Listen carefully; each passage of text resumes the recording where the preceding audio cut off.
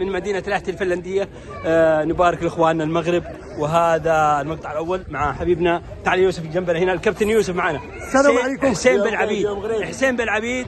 اليوم اجمع الشباب العرب هنا في هذا المكان، واجتمعنا كلنا مع الكابتن حسين بن عبيد. هذه واحد الفرحة تنقسمها مع جميع الشعوب العربية وجميع اخواننا المسلمين في اقطار العالم، الجالية المغربية العربية كلها في الخارج وفي داخل المغرب، واخواننا كذلك بهلسنكي. نحن نشارككم الفرحة الكبيرة. تحياتي لكم، تحياتي الى كل مغاربة فنلندا بهلسنكي وكل العالم والعرب.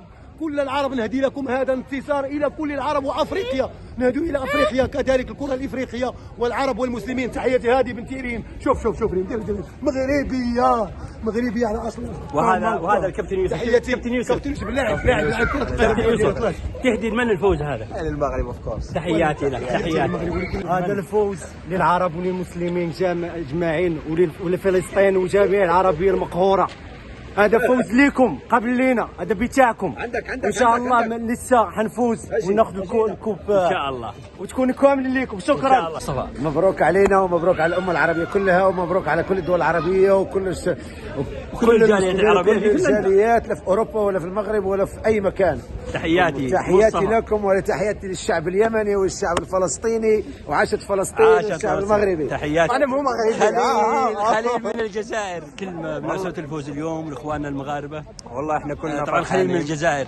والله كنا احنا فرحانين لانه المغرب كيف اقول لك يعني كيف اقول لك ما بدي اتكلم، انا خلاص ما عندي كلمات.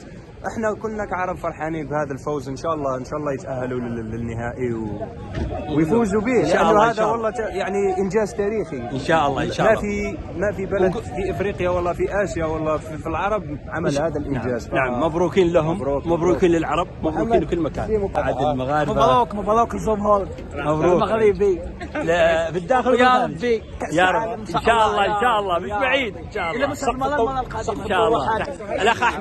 الاخ احمد من جمهورية مصر العربية، كلمة للجمهور المغربي والجمهور العربي بمناسبة فوز اليوم. مبروك فوز منتخب المغرب، فرح العرب كلهم، يستاهلوا الفوز. لعب نظيف. الله ينصر المسلمين وربنا ينصرهم ويوصلوا النهائي وياخذوا الكاس ان شاء الله. احمد من جمهورية مصر، مدينة لاهتي الفنلندية. والله المغرب. الأخير نقول ألف مليون مبروك للشعوب العربية وللشعب المغربي خاصة. هذه المقاطع كلها إهداء لكم من مدينة لاهتي الفنلندية، وإن شاء الله انتظرونا في مباراة النصف النهائي في هذا المكان. وإن شاء الله نتمنى من الجالية العربية في مدينة لاهتي الحضور لهذا المكان لكي نتفرج مع بعض. وتحياتي لكم، أخوكم محمد مجاد صالح السويني، مدينة لاهتي الفنلندية.